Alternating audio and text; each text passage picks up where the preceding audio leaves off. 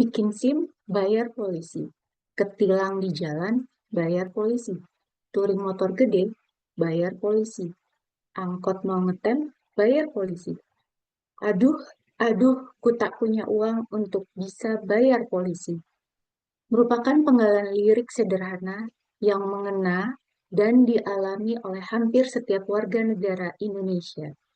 Assalamualaikum warahmatullahi wabarakatuh, Pak Wahyu. Izinkan saya dengan Andika Handayani berkenan untuk menyampaikan tugas ujian akhir semester Gasal mengenai bukan gerakan tetapi politik, membaca Sukatani melalui Bernet dan Lim. Di slide berikutnya, kebebasan menyampaikan pendapat adalah hak setiap warga negara untuk menyampaikan pikiran secara lisan, tulisan, dan lainnya yang dijamin oleh Undang-Undang Dasar tahun 1945, khususnya pada pasal 28 huruf E ayat 3 yang menyatakan bahwa setiap orang berhak atas kebebasan berserikat, berkumpul, dan mengeluarkan pendapat. Ragam dalam menyampaikan opini pun dilakukan oleh masyarakat Indonesia, mulai dari menulis surat pembaca atau mungkin saat ini lebih dikenal dengan istilah tajuk pada halaman opini di media massa, membuat film melalui meme, grafiti, orasi, bahkan melalui lagu seperti yang video sebelumnya. Pada slide berikutnya, viral dan menjadi perbincangan yang menggelitik masyarakat Indonesia pada pertengahan Februari 2025. Video permintaan maaf akibat paksaan atas sebuah lagu yang dipublikasikan oleh Sukatani Band, dan tentu saja karena liriknya mengandung upaya menyampaikan ulasan untuk pemerintah. Menarik.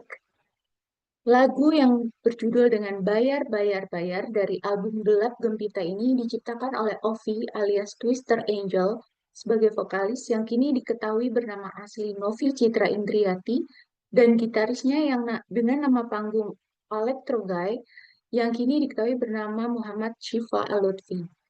Dan nyentrik ini asal Purbalingga, Jawa Tengah yang selalu membawa hasil bumi ketika tampil, ternyata berhasil memantik dukungan sosial hashtag kami bersama Sukatani tatkala gerakan sosial Indonesia Gelap menggeliat di media sosial hingga berhasil menjadi aksi protes yang nyata dan lagu ini pun menggema bersama di jalan.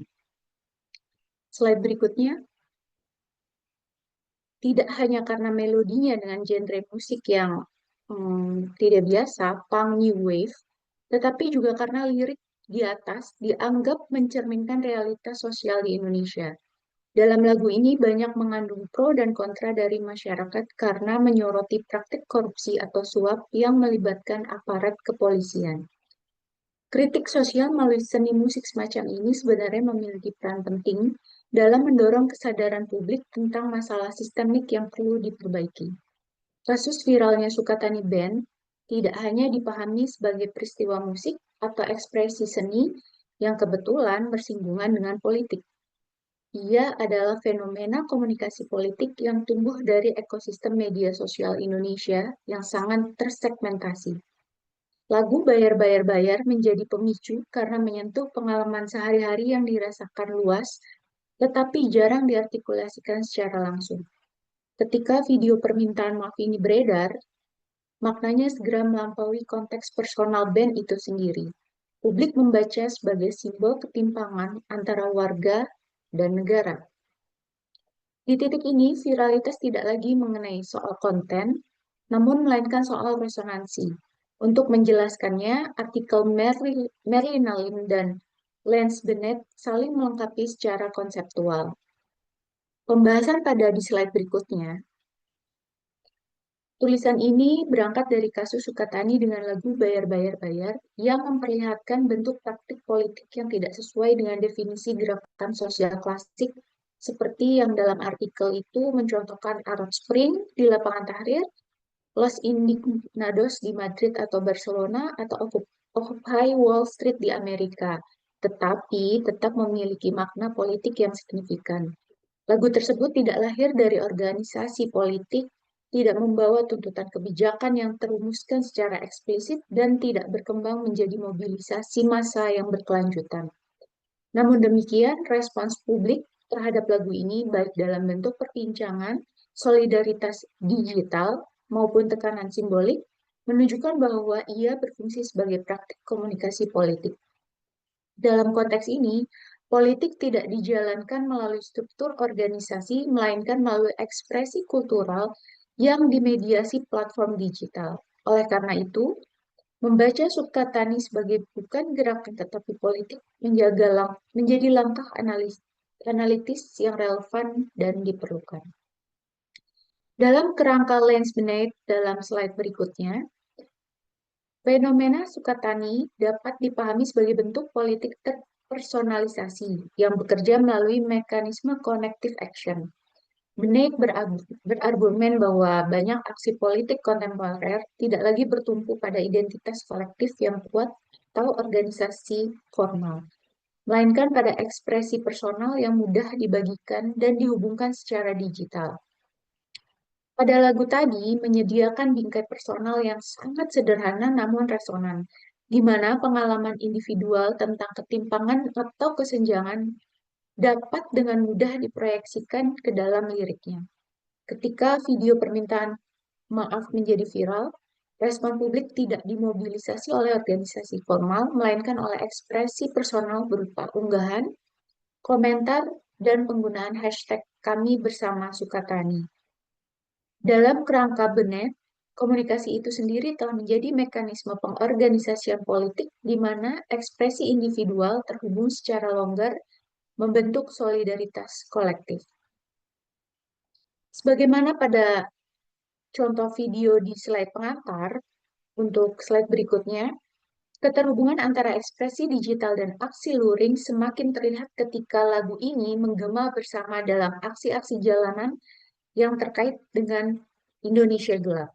Sebagaimana contoh yang saya lampirkan di slide ini, fenomena ini menunjukkan bahwa connective action tidak selalu berhenti di ruang simbolik daring, tetapi dalam kondisi tertentu dapat menjembatani ruang digital dan ruang fisik.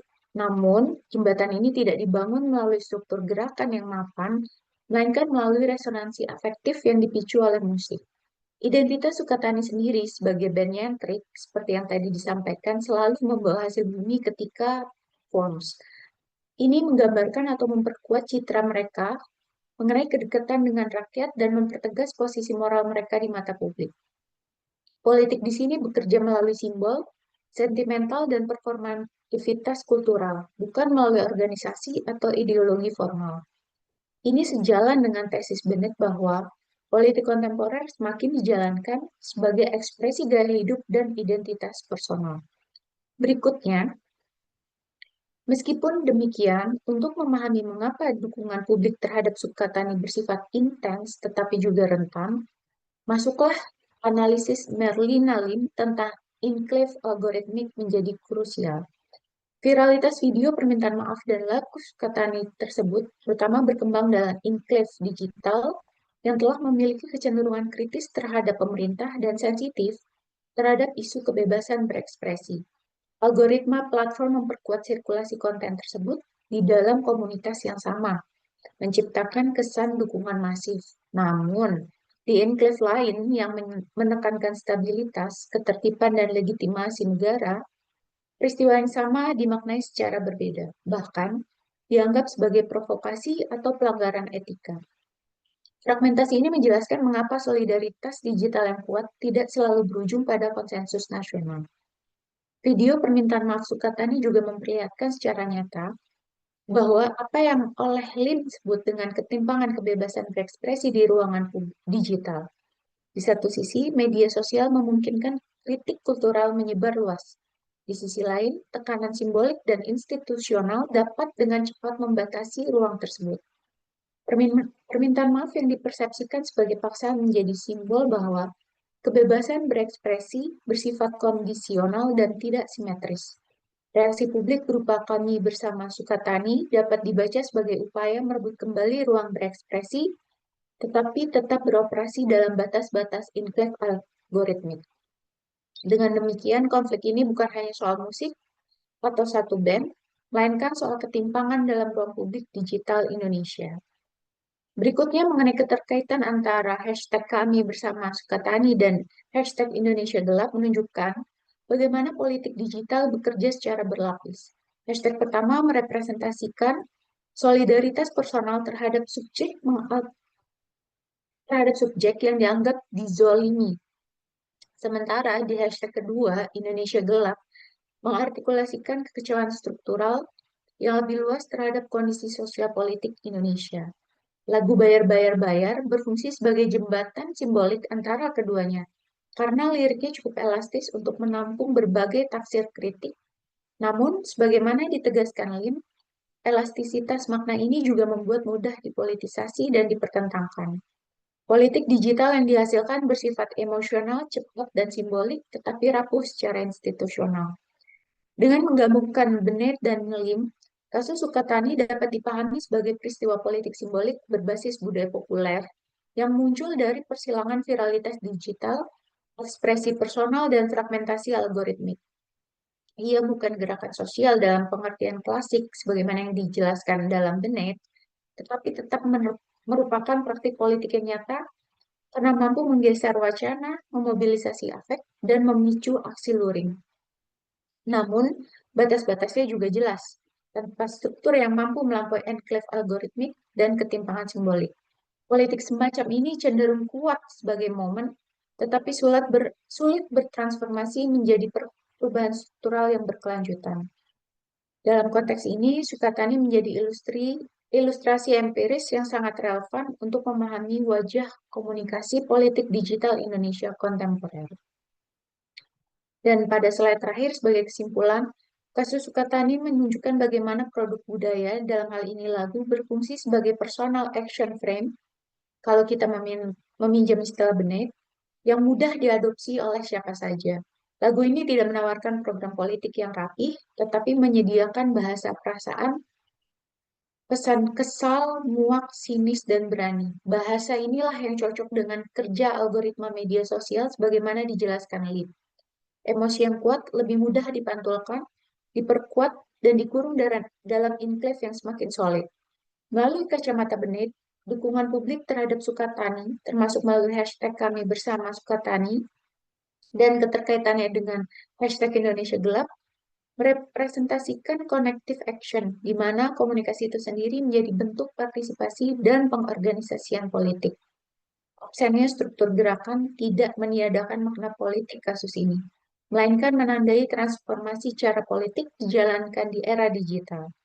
Solidaritas digital kuat secara wacana, namun rapuh secara struktural karena fragmentasi platform.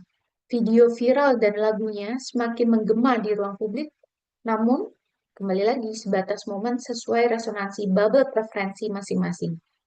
Di sini, publik tidak sedang menimbang benar atau salah secara prosedural, melainkan mengafirmasi identitas diri sebagai warga yang tidak mau dibungkam. Ini khas politik personalisasi, yang dipertaruhkan bukan sekedar kebijakan, tetapi martabat dan pengalaman personal. Sebagai penutup, studi ini menegaskan pentingnya memperluas kerangka analisis komunikasi politik agar mampu menangkap bentuk-bentuk politik non-konvensional yang dimediasi oleh budaya dan platform digital. Demikian pemaparan dari saya. Terima kasih Pak Wahyu, mohon bimbingannya. Assalamualaikum warahmatullahi wabarakatuh.